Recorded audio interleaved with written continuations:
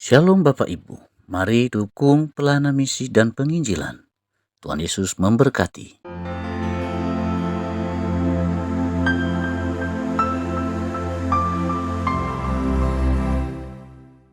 Mohon maaf belum bisa ditampilkan di layar karena laptop kita ini kena virus dan harus diinstal. Nah, ketika diinstal ada sedikit yang hilang, nanti akan diperbaiki habis ibadah ini. Bukan dokumen yang hilang, tapi satu program yang harus ditambah ya. Nah, puji Tuhan ada ahli IT kita di sini, abang kita. Ini ada abang kami.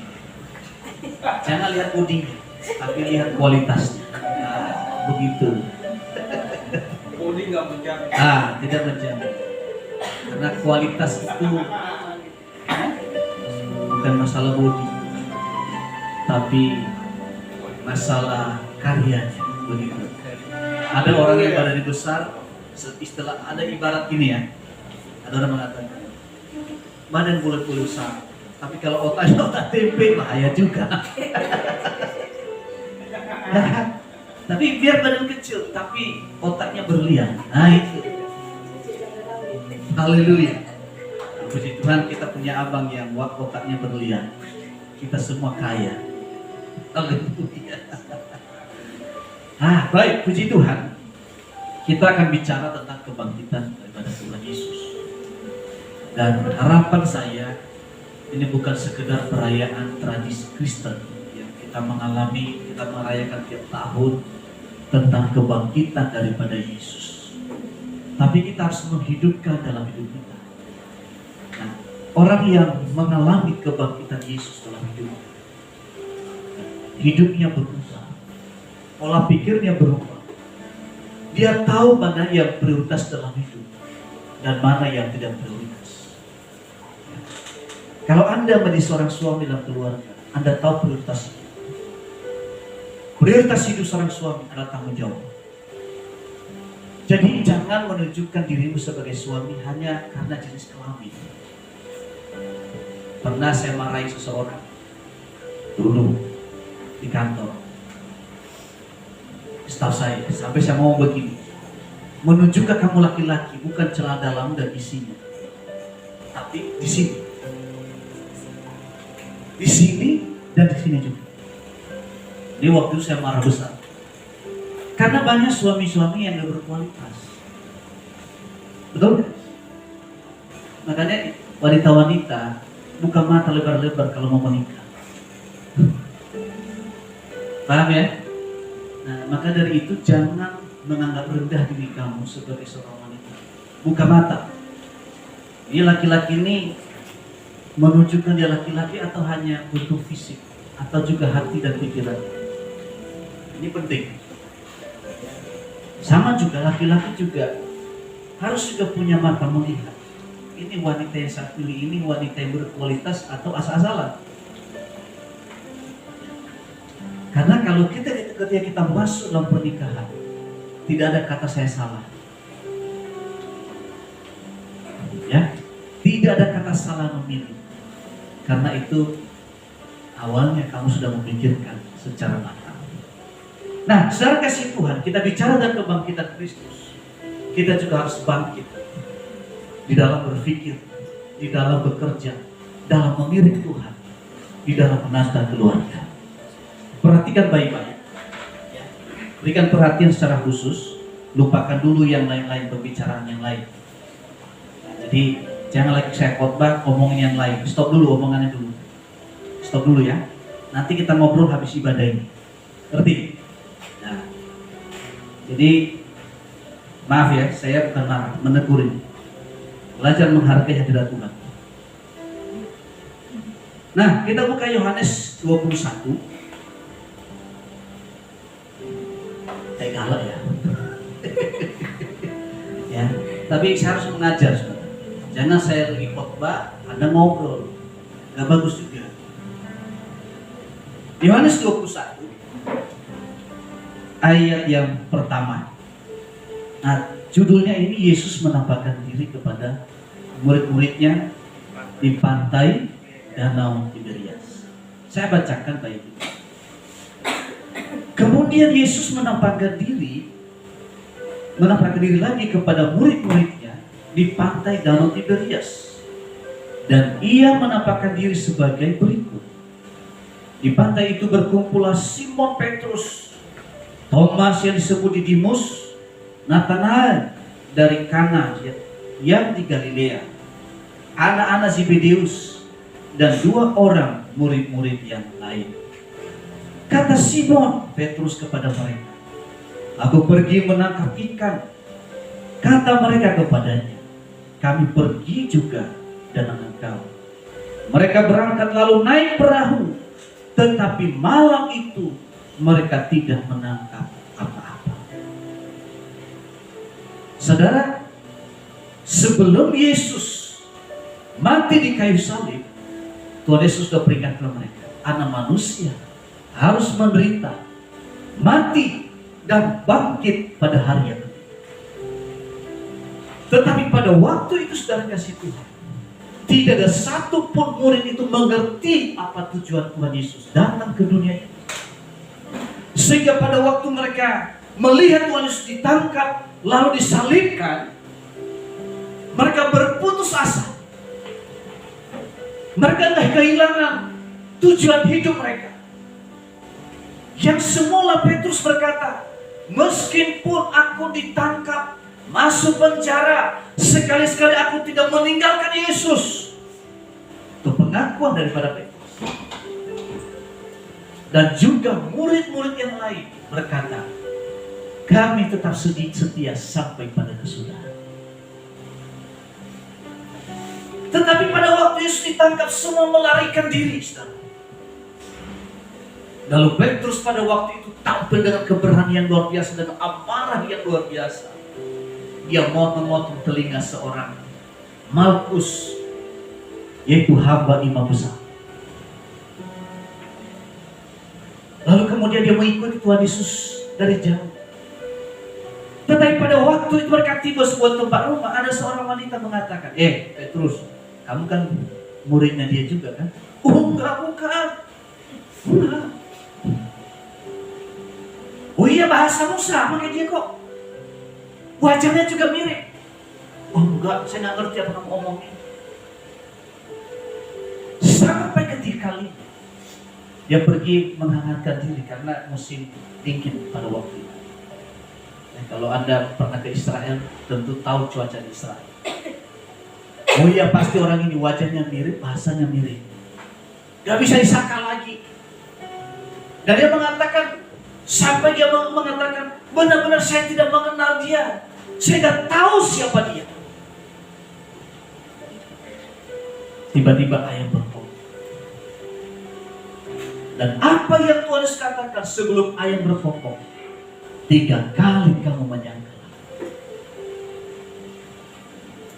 Inilah manusia yang gampang mengumbar janji,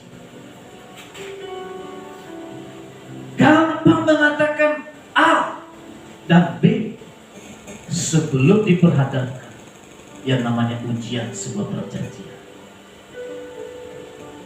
Saudara, saya nggak tahu di antara kita ada yang begitu gampang berjanji sama orang.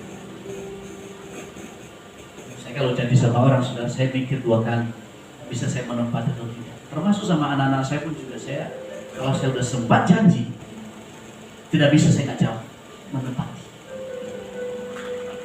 Ya. Nah, dalam dunia persahabatan juga seringkali kita mengumbar janji. Termasuk juga seorang yang membangun hubungan dengan lawan jenis dengan satu perjanjian. Nanti ketika sampai tiba di pelaminan, ada satu perjanjian, jadi perjanjian di hadapan Tuhan, jemaat. Tapi berapa banyak orang yang berkhianat di tengah jalan. Nah, para murid ini, mereka sudah melihat bagaimana keajaiban Tuhan Yesus yang lumpuh berjalan, buta melihat, tuli mendengar. Dan orang yang sedang lapar, 5.000 orang, dari 5 roti dan 2 ikan berubah menjadi 5.000. Mereka melihat itu mukjizat. Mereka melihat tangan Tuhan itu ajaib. Tetapi ketika diperhadapkan satu percobaan, satu di antaranya menyangkal dia, dan ke-10 lainnya lari dan meninggalkan Tuhan Yesus, termasuk murid yang paling dikasihi yang bernama Yohanes. Pergi karena ketakutan. Dan satu orang yang dia percayai sebagai bendaharanya bernama Yudas mengkhianati. Saya mau bilang begini, orang yang berpotensi mengkhianati kamu, yang mengecewakan dirimu, bukanlah orang yang jauh, tapi orang yang dekat dengan kamu, orang yang bisa kamu percayai. Betul kan? Termasuk orang tuamu, termasuk suamimu, termasuk kakak adikmu. Maka dari itu, saudara, kita tidak boleh berharap kepada manusia. Manusia sewaktu-waktu bisa mengecewakan kita. Amin. Betul kan? Maka dari itu, saudara, kalau harapan kita gantungkan kepada Yesus, orang sekeliling kita bisa mengecewakan, tapi kita tidak pernah kecewa. Amin. Orang sekeliling kita bisa mengkhianati kita, tetapi kita konsisten sampai pada kesudahan. Kenapa? Karena kita mengalami perjumpaan dengan Tuhan secara pribadi, dan kita mengalami makna kebangkitan daripada Tuhan Yesus. Dan orang-orang yang sudah mengalami kebangkitan Kristus, dia memiliki kepastian tentang hari esok. Sebab Yesus, dia pernah mati dan dia bangkit dan hidup untuk selama-lamanya untuk menjadi pendoa syafaat bagi kita, supaya setiap orang yang percaya kepada dia tidak ada satupun yang binasa, melainkan beroleh hidup yang kekal. Itulah perbedaan keyakinan lain dengan keyakinan orang Kristen. Memiliki kepastian keselamatan di dalam Yesus. Bukan kita mendoakan Yesus supaya masuk surga, tapi Yesus yang sudah ke surga berdoa syafaat bagi kita, berdoa buat saya dan saudara. Orang-orang yang seharusnya durhaka, orang-orang yang mudah berkhianat, dia berdoa supaya orang yang berkhianat ini berubah hidupnya menjadi orang yang setia sampai pada kesudahannya. Itulah Tuhan kita Yesus. Doa saya, jemaat GB kepada tidak ada yang suka berkhianat. Amin. Amin. Orang yang berkhianat itu hanya menunggu waktu di mana dia akan binasa, dia akan gagal, dia akan kehilangan momentum dalam hidup. Ya. Tetapi doa saya, kita semua orang-orang yang setia. Amin. Ayo kita nyanyikan lagu tadi. Sebab dia hidup, ada hari esok. Sebab dia hidup,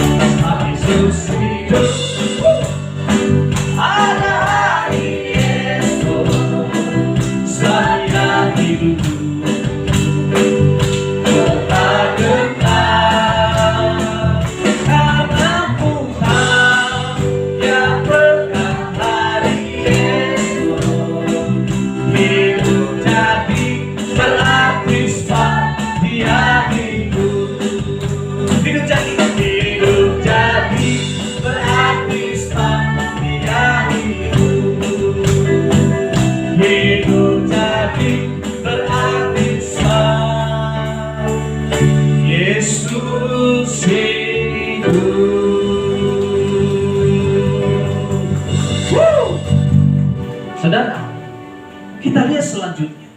Mereka bekerja dengan luar biasa. Ya, kalau lihat selanjutnya ini, tadi ayat yang ketiga. Kata Simon Petrus kepada mereka, aku pergi menangkap ikan. Kata mereka kepadanya, kami pergi juga dengan engkau. Mereka berangkat lalu naik perahu, tetapi malam itu mereka tidak menangkap apa-apa. Apa maksudnya? Saudara, Anda boleh punya kemampuan, keahlian. Anda ahli dalam berbisnis, Anda ahli dalam ilmu komputer, dalam ilmu ekonomi, marketing, dan sebagainya. Boleh. Ilmu yang Anda peroleh itu baik adanya dan bagus. Anda boleh memiliki kerajinan yang luar biasa.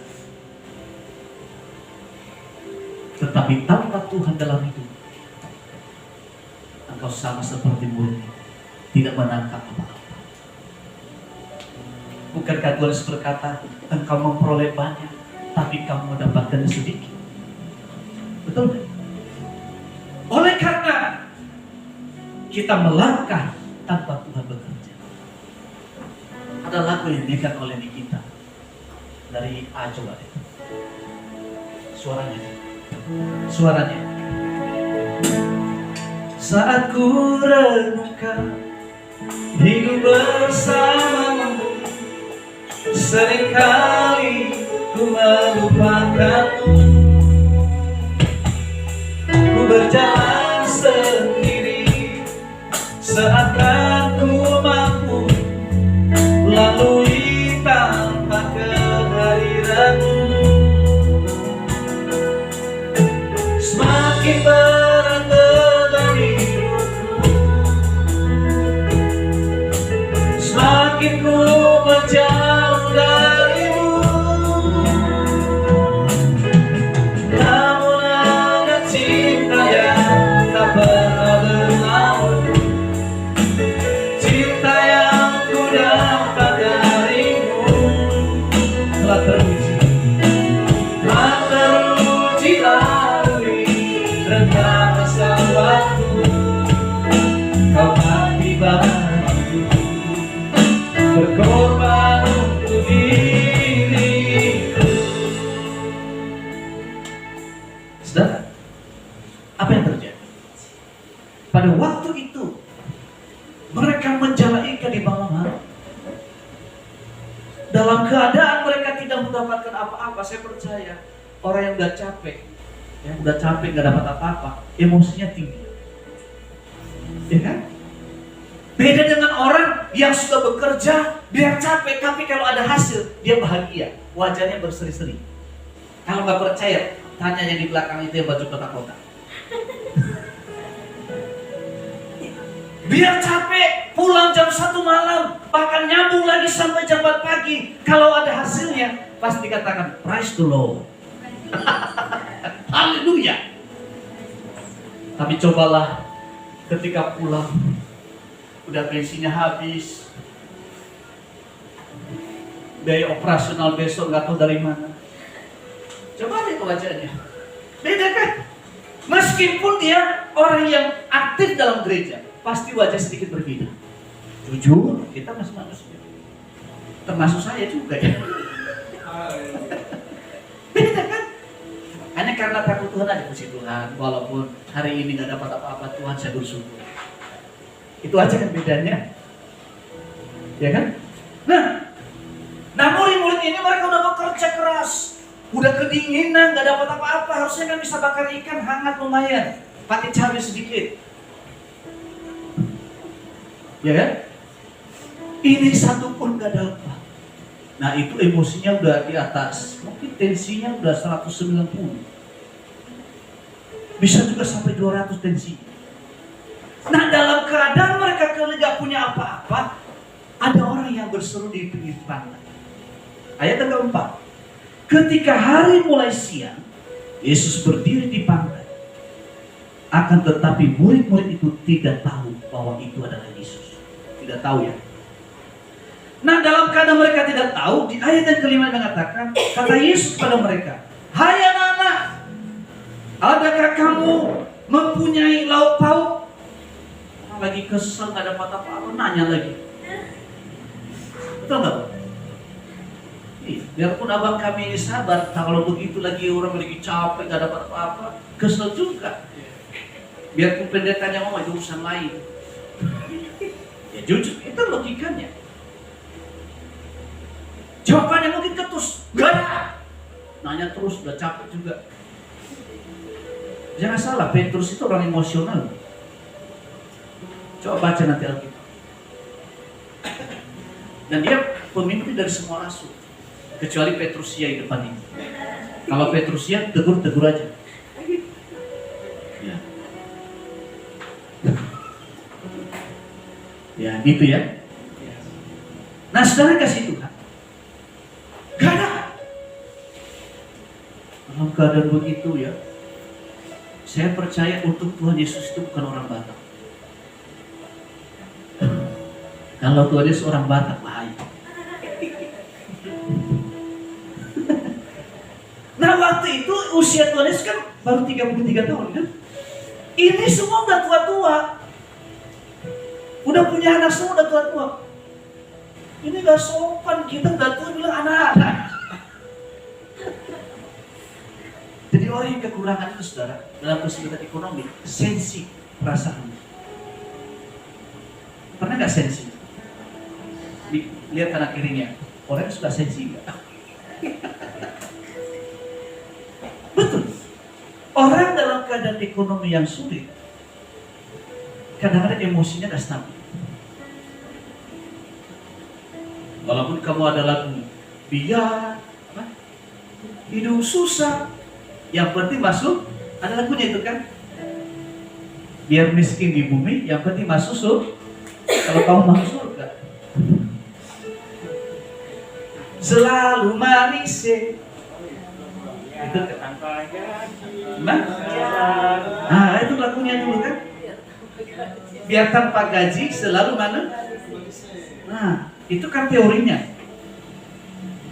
Saya perhadapkan ada dari bisa nggak begitu selalu manis? Nggak bisa, karena keadaan manusia kan. Tapi Tuhan kita itu Allah yang Maha Tahu. Sila begini. Coba dari dia coba lagi. Turun lagi kita. Karena dia. Yesus perhatikan kehidupan setiap orang yang sudah rusak dibetulkan dengan penuh kasih sayang. Yesus perhatikan. Yesus perhatikan setiap titisan air mata. Dia mengenal hatiku yang penuh penyesalan dosa. Apa? Tuhan mengerti setiap tetesan air mata. Nah, saya lanjutkan. Kata Yesus pada mereka, hai anak-anak, adakah kamu mempunyai lauk pauk? Jawab mereka, tidak ada. Maka kata Yesus kepada mereka, tebarkanlah jalamu di sebelah kanan perahu, maka akan kamu peroleh. Lalu mereka menebarkan jala mereka, lalu menebarkannya, dan mereka tidak dapat menariknya lagi karena banyaknya ikan. Saudara, herannya mereka tidak mengenal itu Yesus, tapi mereka taat. Mata jasmaninya mereka bisa melihat bahwa itu Yesus. Karena apa? Yesus dalam kemuliaan. Tetapi herannya mereka tak melakukan. Kenapa? Karena 3,5 tahun mereka punya hubungan yang intim dengan Tuhan. Nah, hubungan batin itulah yang masih tersisa kepada mereka, sehingga mereka taat. Jadi kalau kita punya hubungan dengan Tuhan, mungkin satu saat kita ini kepleset, salah jalan. Ya. Ada istilah kata pepatah, manusia itu bersifat silaf, betul nggak?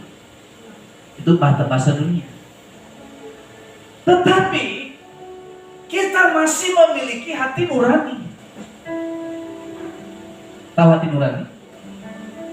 Nah, hati nurani itulah yang menggiring kita kepada hal-hal yang positif, hal-hal yang benar.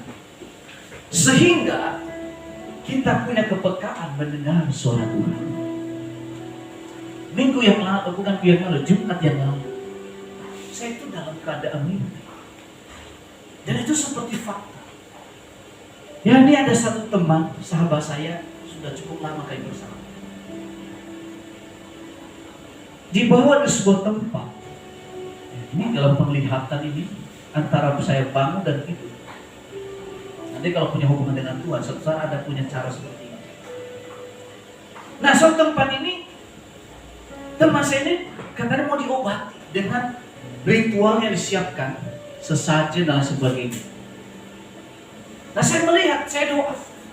Saya berdoa dalam nama Yesus, tiba-tiba ada serangan. Saya berdoa sampai mulai sebentar. Ternyata lama saya berkata, dalam nama Yesus. Jadi bukan sedang mimpi, tapi kayak ada suara yang keluar. Nah, tidak lama kemudian tiba-tiba teman saya datang, berubah badannya jadi besar. Nah, saya itu pegang tongkat. Saya tidak tahu tongkat apa dalam mimpi saya, dalam penglihatan. Saya bilang, dalam nama Yesus, kekuatan roh jahat tidak bisa melebihi kuasa Tuhan. Tiba-tiba dia roboh. Nah, anak saya juga mengalami tiba-tiba merinding, mengalami sesuatu yang tidak enak, khususnya Chelsea. Nah, waktu kita gereja di sini, dari saya mengalami penglihatan itu dalam mimpi, saya rasa kayak terintimidasi, ada apa ini? Ada apa ini? Saya tidak ada kesalahan, tidak ada bentrok sama orang, tapi kenapa kayak intimidasi ada? Nah, akhirnya habis ibadah saya putuskan telepon teman saya. Saya ceritakan, bla bla bla. Oh iya Pak, betul. Saya ini 3 kali ini saya didatangi 2 pribadi yang sudah meninggal. Dan pertama 2 abang saya, 1 adik ipar saya, itu 3 udah meninggal dan ketawa-tawa melihat saya. Ini roh maut ini. Anda tahu kan orang yang sudah mati ketawa-tawa ketemu dengan kita? Tahu nggak? Tahu kan? Kematian kan? Nah, kemudian saya doa untuk beliau ini juga. Sampai di atas mimbar saya berdoa. Setelah bercerita banyak hal dan disimpulkan. Lihat ya, kita doakan. Dan sejak saya kasih tahu beliau apa yang saya lihat ini, barulah terangkat tekanan intimidasi yang mengalami saya sampai hari ini. Inilah penglihatan.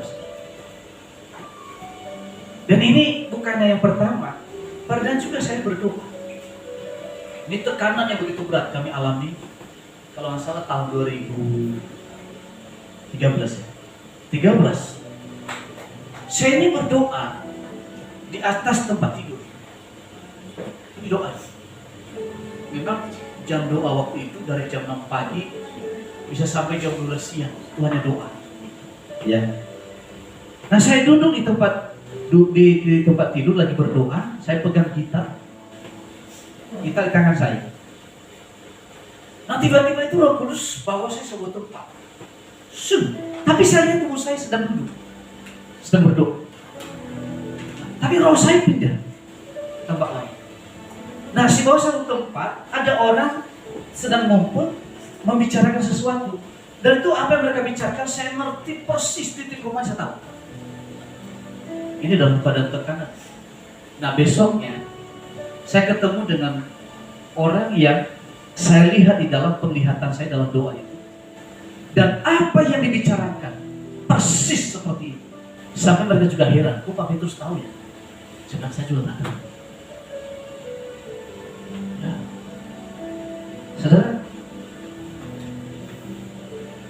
itu apa? Karena itu berarti yang kita punya hubungan dengan Tuhan. Tuhan singkapkan pelan-pelan. Cuma memang belakang ini sudah banyak berubah karena kegiatan. Itu kalau saya fokus doa, itu sudah cara Tuhan. Nah, jadi saudara kasih Tuhan, ketika Yesus mengatakan tebarkan sebelah kanan, mereka taat karena mereka punya hubungan yang dekat dengan Tuhan. Kalau Anda tidak punya hubungan dekat dengan Tuhan, maka Anda tidak anggap ibadah itu sebagai hal yang penting. Doa itu sebagai hal yang penting. Betul nggak? Nah, murid-murid Yesus ini mereka taat karena mereka punya hubungan yang intim dengan Tuhan, dan itu pesan-pesan itu penting bagi mereka. Akhirnya mereka taat. Dan apa yang terjadi? Mereka tidak mampu menarik jalannya karena di dalamnya ikan yang besar-besar. Ayat yang ke-7. Maka murid yang dikasih Yesus itu berkata kepada Petrus, itu Tuhan. Wah. Karena mereka melihat mujizat, mulai terbuka matanya. Dan orang-orang dengar baik-baik. Orang yang sedang diberkati secara materi sangat mudah terbuka matanya untuk hal-hal rohani. Dan dengan mendadak juga dia sangat rohani. Jadi betul. Dan itu orangnya biasanya gampang menasihatin orang. Itu saya banyak pengalaman seperti itu. Nah, tadinya murid-murid ini tidak bisa melihat Yesus, tapi tiba-tiba bisa melihat. Karena melihat mukjizat kan? Ketika Petrus mendengar bahwa itu adalah Tuhan, maka ia mengenakan pakaiannya, sebab ia tidak berpakaian, lalu terjun ke dalam danau. Dia mengejar Tuhan. Ini murid satu, ini responsif. Murid-murid yang lain datang dengan perahu karena mereka tidak jauh dari darat, hanya kira-kira 200 hasta. Dan mereka menghela jala yang penuh ikan itu. Ketika mereka tiba di darat, mereka melihat api arang dan ikan di atas roti. Arang dan di atasnya ikan dan roti. Jadi pertanyaan gini, sebetulnya Tuhan Yesus bertanya kepada mereka bukan karena Tuhan Yesus inginkan apa yang mereka peroleh. Betul kan? Bukan. Hanya Tuhan Yesus ingin menyadarkan murid-muridnya, apapun yang kamu usahakan tanpa Tuhan menyertai kamu, tidak ada apa-apa. Dan terbukti Tuhan Yesus tidak menginginkan ikan yang mereka peroleh, tapi justru Tuhan Yesus menyediakan bagi mereka. Ayat selanjutnya dikatakan, kata Yesus kepada mereka, bawalah beberapa ikan yang baru kamu tangkap. Simon Petrus naik ke perahu lalu menghela jalan ke darat, penuh ikan-ikan besar, 153 ekor banyaknya, dan sesungguh pun sebanyak itu jalan itu tidak koyak. Kata Yesus kepada mereka, marilah dan sarapanlah. Luar biasa Tuhan kita Yesus. Ya. Tadinya mereka acuh tak acuh. Dari mereka meninggalkan Tuhan Yesus, mereka meninggalkan profesi mereka sebagai rasul, mereka kembali jadi nelayan dan tidak dapat apa-apa. Mereka menjawab Tuhan dengan ketus bahasanya. Dan ketika mereka tiba di atas darat, Tuhan menyediakan bagi mereka. Tuhan katakan, sarapanlah. Sarapanlah. Tidak ada di antara murid-murid yang berani bertanya kepadanya, siapakah engkau? Sebab mereka tahu bahwa ia adalah Tuhan. Antara mereka kenal dan tidak kenal. Kenapa? Yesus berbeda. Dulu Tuhan Yesus 100% manusia dan 100% Allah. Tapi kali ini dia 100% Allah, karena dia telah diubah dari tubuh yang fana kepada tubuh kemuliaan. Sehingga berbeda. Nah, kalau Anda baca pasal sebelumnya, Maria Magdalena ketika ketemu dengan Tuhan Yesus dipikir tukang taman. Lalu kemudian Tuhan juga pada waktu murid-muridnya sedang ada dalam satu ruangan, tiba-tiba Yesus hadir di tengah mereka, menembus tembok. Dan ini yang ketiga kalinya Tuhan Yesus menyediakan makanan bagi murid-muridnya. Apa maksud dari semua ini? Kalau kita sudah bekerja, kita berusaha, tidak ada hasil, tapi Tuhan ada di dalamnya. Tuhan ada di dalam bersama kita. Meskipun kita nggak berhasil, tapi berkat Tuhanlah yang membuat kita berhasil. Meskipun kita berusaha tidak ada hasilnya, tapi tetap Tuhan berkati. Bukan karena usaha kita, tetapi karena Tuhan berkenan kepada kita. Amsal mengatakan, berkat Tuhan menjadikan kaya, susah payah tidak menambahinya. Baca Amsal 10 ayat 22. Murid-muridnya tidak dapat apa, tapi karena Yesus ada, akhirnya mereka mendapatkan apa-apa. Secara teori, menjala ikan itu harus malam hari, tapi kali ini siang hari. Kenapa? Karena Tuhan yang punya ikan-ikan di laut, di danau, dan sebagainya. Berkat materi juga Tuhan yang punya, kita hanya menikmati. Dokter boleh ada, tapi apa yang dikelola oleh dokter itu juga hasil karyanya Tuhan. Oleh karena itu, pastikan Yesus itu hidup di dalam dirimu. Amin. Hidupkan dalam diri. Doakan keluargamu supaya keluargamu berubah. Meskipun keluargamu salah satu di antaranya beringas hidupnya, tapi kalau kamu berdoa menghadirkan Yesus dalam hidupnya, dia pasti berubah. Amin. Maka dari itu penting mesbah dalam keluarga. Pentingnya saling mendoakan. Keluarga itu harus dibenahi dengan cara yang benar, dengan cara Tuhan, bukan dengan cara manusia. Kalau cara Tuhan bekerja di dalamnya, saya percaya keluarga ini Tuhan pasti bebaskan ke setiap krisis yang terjadi. Oh Pak, Bapak kan mau begitu karena pendeta semua Tuhan cukupkan. Ya bisa benar juga, tapi bukan berarti kami nggak melewati proses. Berbagai usaha yang kami kerjakan, jatuh bangun kami alami.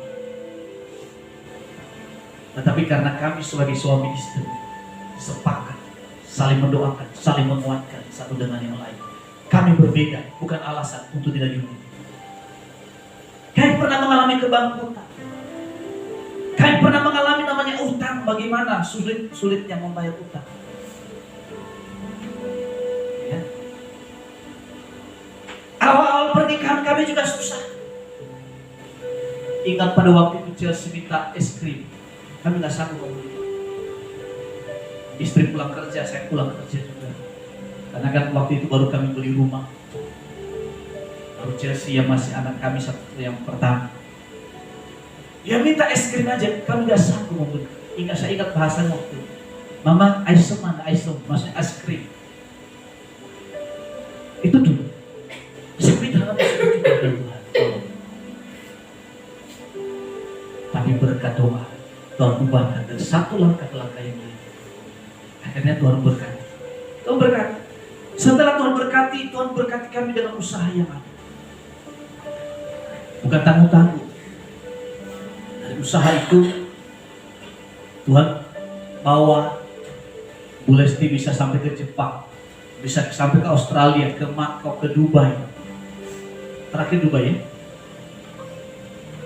Dari kami kerjakan itu jualan Tupperware dari rumah ke rumah. Awal-awal kami jualan itu, Bu Lesti lagi hamil besar ini, Steve lagi hamil. Karena kita belum pernah pengalaman untuk itu, kita tawarin sama orang yang salah, orang kampung. Tupperware itu satu botol itu 30.000. Bu Lesti dalam keadaan hamil, yang perut lagi maju ke depan. Saya bawa motor, ada motor saya motor buntu dulu. Tawarin sama ibu yang ngumpul. Bu beli Tupperware bu, berapa? 30.000 satu. Bisa nggak 30.000? Gak jadi, orang ditawarin sama orang kampung. Betul, penolakan demi penolakan. Kita nggak punya pengalaman. Makanya nanti ingat seperti ini. Saya cerita kepada saudara supaya Anda jangan menggampangi sudah hidup ini. Akhirnya kita rubah cara. Kita pergi ke sekolah. Waktu itu Chelsea itu ditarik-tarik sambil lari-lari Chelsea. Karena Chelsea senang juga. Itu jualan. Berbulan-bulan kami bawa Chelsea untuk dagang. Pakai motor, belum punya mobil kita. Sambil saya persiapkan khotbah juga dalam waktu yang luang. Saya buka Alkitab saya, karena waktu padat kita. Bayangkan kita urus gereja, kita urus keluarga juga. Kenapa? Kita nggak bisa bayar cicilan kalau nggak begitu. Berjuang. Dan yang 3 bulan, Bu Lesti naik level menjadi manajer. Tidak lama lagi naik jadi GM. Grup manajer yang membawahi beberapa manajer. Ada 9 atau 8? 9 manajer. Jadi melahirkan manajer-manajer. Luar biasa. Tahun 2014 kami bangkrut. Karena ada perubahan harga. Zamannya Jokowi itu pembersihan biaya cukai segala macam bersih. Akhirnya apa? Barang sudah naik, uang kita terima. Pembeli kan nggak mungkin membeli harga yang tinggi. Harus sesuai dengan perjanjian awal, betul nggak? Akhirnya apa? Kita rugi. Dan benar-benar kita bangkrut. Dan waktu itu apa yang terjadi? Kami tidak bisa bayar. Dan akhirnya saya nge-grab mobil waktu itu baru nge-grab. Makanya waktu Grab lagi luar biasa di pendapatan, itu kadang-kadang saya bisa dapat 1,5 juta sehari. Ya, bisa 4. Terakhir itu 500.000 per hari bersih itu yang pernah. Saya gak gengsi, saya kerjakan. Dan saya sambil berdoa, pernah saya gak pulang ke rumah, saya berdoa di pom bensin supaya mujizat terjadi. Tetapi saudara, karena kami mengandalkan Tuhan, utang kami lunas bukan sebelum pandemi, tapi justru di tengah-tengah pandemi utang kami lunas. Amin. Jadi kehidupan yang susah kami pernah alami. Kita nggak langsung begitu. Meskipun kami sampai hari ini belum kaya, ya, bukan orang kaya, tapi Tuhan cukupkan. Kami tidak menyerah. Dari tengah-tengah pandemi, saya bisa kuliah 2 kampus sekaligus, dan itu tanpa saya keluarkan uang dari bendahara keluarga kami. Saya dapat beasiswa untuk tingkat S2. Itu bukan kampus Indonesia, itu Australia punya. Kalau di Australia punya, itu harga sekuler. Di Indonesia ngambil S2, teman saya ngambil itu 52 juta, belum biaya wisudanya. Sampai wisuda itu 70 juta. Saya tidak. Kenapa? Ada berkat Tuhan yang menyediakan. Itulah makna daripada kebangkitan Yesus. Kita akan mudah menyerah. Kita berjuang.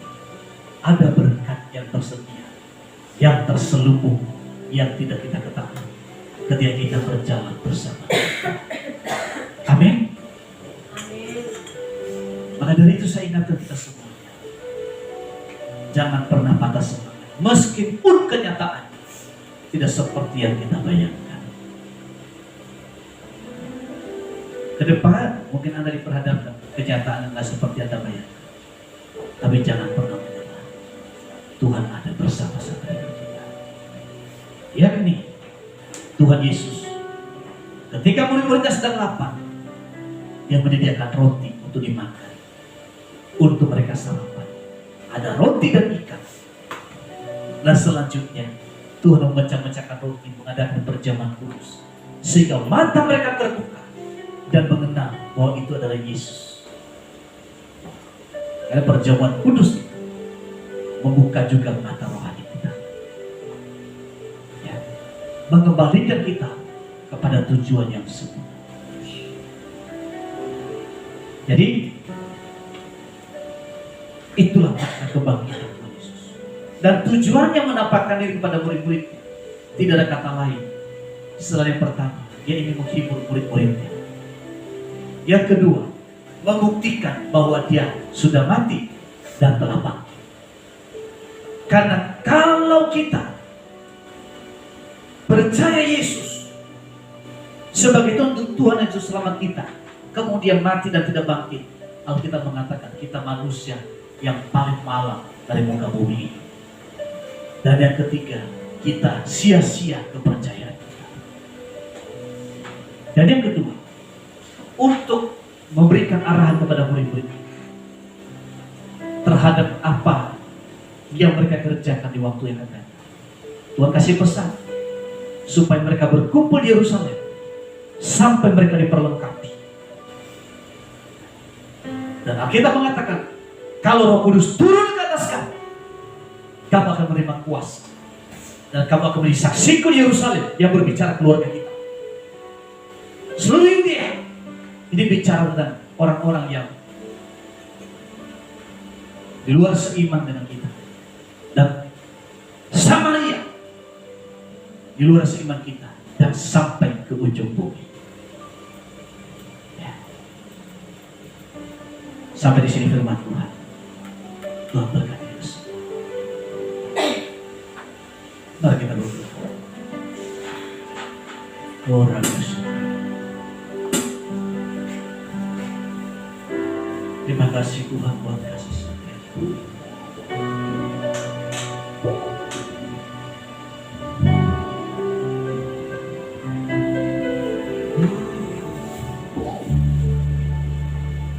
Sering ku dengar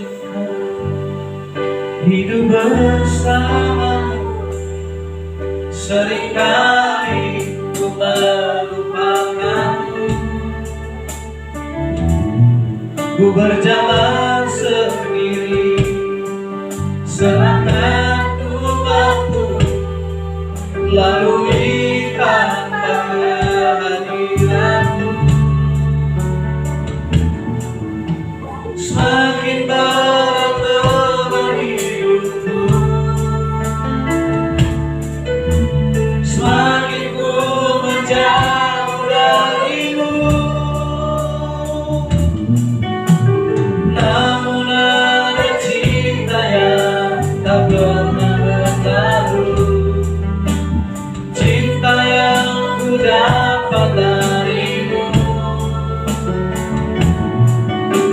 Telah teruji lalui rentang sang waktu, kau mati bagiku, berkorban untuk diri.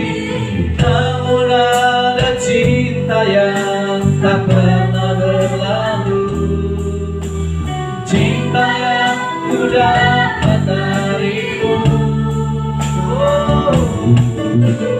Telah teruji lalui rentang sang waktu, kau mati bagiku, berkorban untuk diriku.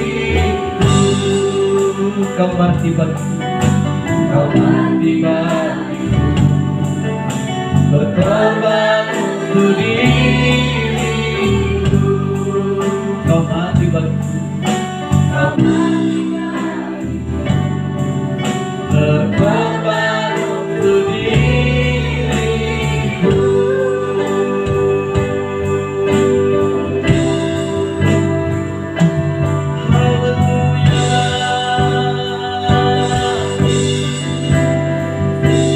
Kami bersyukur buat kebaikan-Mu.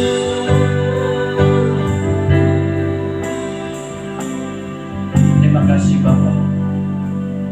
Biarlah kuasa kebangkitan-Mu menguasai, memenuhi kehidupan kami. Biarlah kami mengandalkan Kau senantiasa dalam hidup kami. Kau ada bersama dengan kami Tuhan. Mari urapi, penuhi kami dengan kasih. Roh Kudus, berikan kami kekuatan untuk menjalani hari-hari kami, untuk tetap kuat mengiring Tuhan Yesus. Berikan kami kekuatan, berikan kami pengharapan ya Tuhan. Roh Kudus urapi kami, urapi kami, urapi kami, urapi keluarga demi keluarga. Dalam hidup kami dikendalikan oleh Roh Kudus.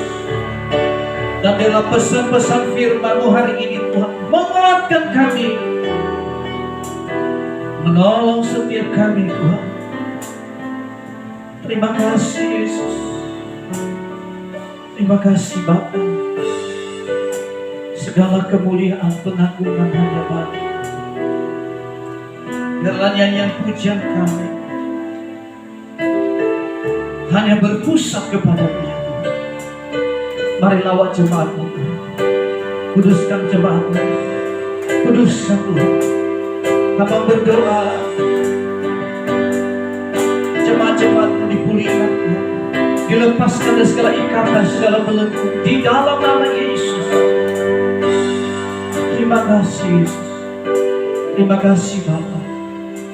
Mereka dipulihkan dalam hubungan keluarga, dalam ekonomi, pulihkan mereka Tuhan. Dalam nama Yesus Tuhan, biar kembalikan mereka dalam pengharapan demi pengharapan Tuhan. Dalam nama Yesus. Terima kasih Tuhan. Segala kemuliaan pengagungan hanya bagi. Haleluya. Haleluya. Amin.